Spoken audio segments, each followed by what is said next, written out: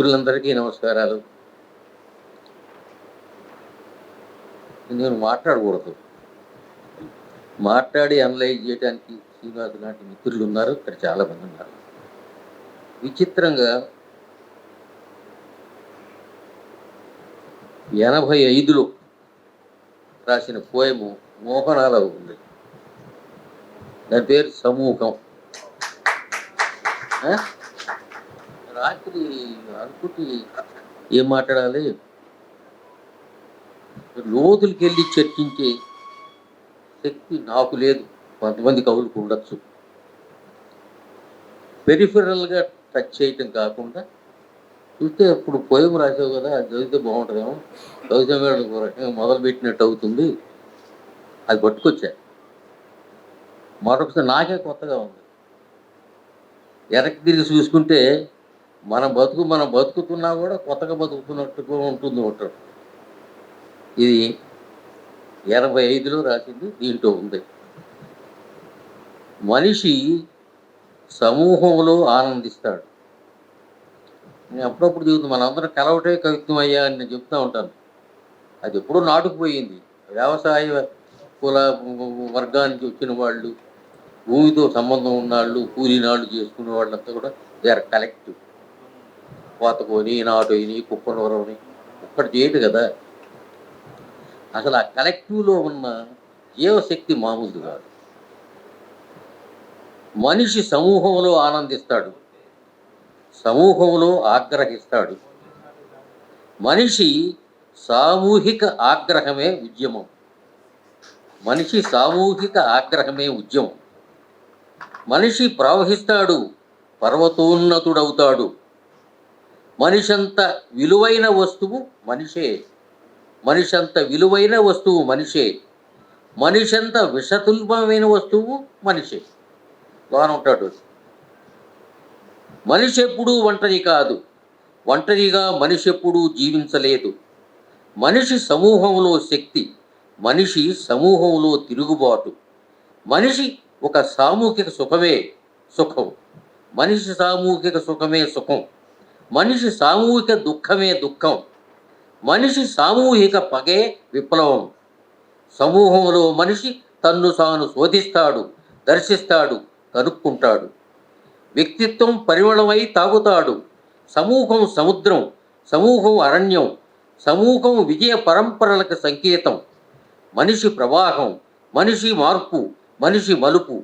మనిషి వినా మట్టికి బతికేది, మనిషి వినా మట్టికి బతికేది. మట్టికి ప్రాణశక్తి మనిషే. చేతనాలకి వ్యక్తిత్వం, ఉనికి మనిషి. మనిషి తాకితే మట్టి మేల్కొంటుంది. అతని బతుక్కు అర్థం సమూహంలోనే, అతని అనుభవ సంపన్నత సమూహంలోనే. ఇప్పుడు ఒక రకంగా ఇది బాల్య దశ నాది. అంటే ఒక మంచి రవీంద్రలాగా మంచి ఊపిలో ఉన్న దశలో రాసిన పోయేది. ఆ ఊపి ఇప్పుడు విప్లవం గురించి రాయాలన్నా రాదు. పరిణామం జరుగుతూ ఉంటుంది, వయసు మీద పడుతూ ఉంటుంది, చుట్టూ పరిస్థితులు మీకు చెప్పాల్సిన అవసరం లేదు. వాట్స్ హ్యాపెనింగ్ అరౌండ్ యూ అది చూడండి. The concrete proof of man's existence is poetry అన్నాడు ఒక లాటిన్ అమెరికన్ కవి. ది కాంక్రీట్ ప్రూఫ్ అన్నాడు. ఏది మనం ఉనికిని స్థిరీకరించేది, లేదు చెప్పేది, వెల్లడించేది ఏంటంటే ఇదే ఉనికి అన్నాడు. The concrete proof of man's existence is poetry చెప్పాడు. దాన్ని అనలైజ్ చేసుకుంటున్నాం. ఉనికి సంబంధించినటువంటి సమస్య ఇబ్బందులు వచ్చినప్పుడు మనం మాట్లాడతాం, ఇటువంటి విషయాలు మాట్లాడతాం. అయ్యా ఇంకెందుకు అనవసరంగా ఎక్కువ మాటలు మాట్లాడి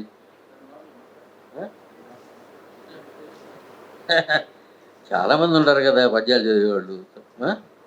బాగుంటుంది, చదివితే బాగుంటుంది, కవిత్వం చదివితే బాగుంటుంది అయ్యా మాటలు కట్టే. అయ్యా అందరికి అసలు ఈ ఐడియా ఎవరికి వచ్చిందో తెలియదు, కానీ ఈ సమూహం అనే పేరుతో అందరిని పోగు చేయాలని ఏదో తగాదా వచ్చింది, ఆ ఊరి ఆ పక్కడికి ఈ పక్కడికి తగాదా వచ్చింది. ఆడు కర్ర తీసుకుని బయలుదేరతాడు, ఆడు కర్ర తీసుకుని బయలుదేరతాడు. ఈ పక్క ఒక 50 మంది, ఆ పక్క ఒక 50 మంది బయలుదేరు. అధర్మ యుద్ధం కాదు, గీత గీసి యుద్ధం చేస్తారు. ఆ గీత లేదు ఇప్పుడు. ఇప్పుడు గీత లేదు, మోడీ గారి గీతలు లేవు. ఇష్టం వచ్చినట్టు చేస్తాడు అంతే. ఎట్లా ఎదుర్కోవాలి ఈ ప్రమాదాన్ని? కవులుగా మనం ఏం చేయాలి? అన్ఎక్నాలెడ్జ్డ్ లెజిస్లేటర్స్ అని చెల్లి అన్నాడు, తెలుసు. లెజిస్లేటర్కు ఉన్న పవర్ తెలుసు, చెల్లికి తెలియక కాదు. అందుకని మనం we are unacknowledged legislators beating wings in the void అన్నాడు. కవులంతా కూడా శూన్యంలో రెక్కలు కొట్టుకున్నట్టుగా ఉంటుందని చెప్పాడు ఆయన. బీటింగ్ అయితే ఏంటంటే వీ హ్యావ్ టు ఎక్స్ప్రెస్. ఎప్పుడో అరుంధతి రాయందాడు వచ్చినప్పుడు వస్తున్నారు, మనం రావద్దంటే రాకుండా ఉంటారు కాబట్టి ప్రొటెస్ట్ చేయడం మన లక్షణం కాబట్టి మనం చెబుతాం. ఆడు వచ్చాడు, లేకపోతే లేదు. అది ఈనాడు జరుగుతుంది, ఎప్పుడు జరిగేది గుర్తుపెట్టుకోండి. అన్యాయం చిరకాలంగా రాజ్యం వెళ్దాం. మోడీ చిరకాలంగా ఉండడు, ఎవడు ఉండడు. ప్రజలే అజేయుడు, ప్రజలే సర్వస్వం అని చెప్పదలుచుకున్నాను ఎప్పుడో అనుకున్నాను నేను. అది ప్రజల్ని మించింది లేదు, మనమంతా కూడా ప్రజలే. మనం కవిత్వం రాసేవాడు, ఒక కవి రాసే కవి, రాయని కవులు ఎక్కువ మంది ఉన్నారు.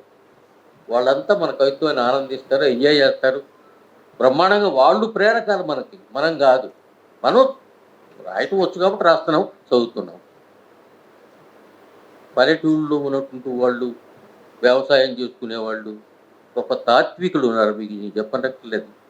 అక్కడి నుంచి అద్భుతమైన కవిత్వం వచ్చింది. అక్కడి నుంచి మన ఏళ్ళన్నీ కూడా అక్కడ ఉన్నాయి పల్లెటూరులో. అది దృష్టిలో పెట్టుకొని మనం కొనసాగాలని. ఇటువంటి ప్రయత్నాలు తప్పకుండా జరుగుతాయి, ఎవడు ఆపలేడు. దీనివల్ల ఫలితం ఏమిటంటే ఎంతమంది ఊగాయం, ఇది లేకపోతే పోయేవాళ్ళు కాదు కదా. అనేక విషయాలు మాట్లాడుకుంటాం ఇక్కడికి వచ్చి. దీన్ని ఎట్లా అవాయిడ్ చేయాలి, దీన్ని ఎట్లా ఎదుర్కోవాలి. కవిత్వం ద్వారా ఏం చేస్తారయ్యా? కవిత్వం ద్వారా విప్లవం వచ్చిందని ఎవడు చెప్పడు. విప్లవం కవి కూడా కవిత్వం ద్వారా విప్లవం వచ్చిందని చెప్పడు. ఒక చేతన కలిగిద్ది, ఒక చైతన్యం కలిగిద్ది, ఒక స్ఫూర్తి కలిగిద్ది, ఒక మెలకువ కలిగిద్ది. చెబుతాం, ఇట్లా పోతే దోవ బాగుంటుందా అని చెబుతాం. మనం పోవాల్సిన పని వాడిది. కాబట్టి ఈ ప్రయత్నం చేసినటువంటి కదిరి బాబు, లేకపోతే కదిరి బాబు అంటున్నారు, స్కై బాబా, ఈ మధ్య పెద్ద ప్రమాదాలు వస్తున్నాయి. పేర్లు మర్చిపోయినప్పుడు ప్రమాదాలు వస్తున్నాయి, చాలా ప్రమాదాలు జీవితంలో. ఆ పేరు చెప్పపోయిన పర్వాలేదు, కానీ తప్పుడు పేరు చెబితే పెద్ద గొడవ అవుతుంది. అంటే 82 ఏళ్ళ వయసులో మామూలుగా జరిగేది కదా. అయ్యా, మీ ప్రయత్నం సఫలం కావాలని నా చేత అనేది సహాయం నేను చేస్తాను. మీ అందరికీ నమస్కారాలు.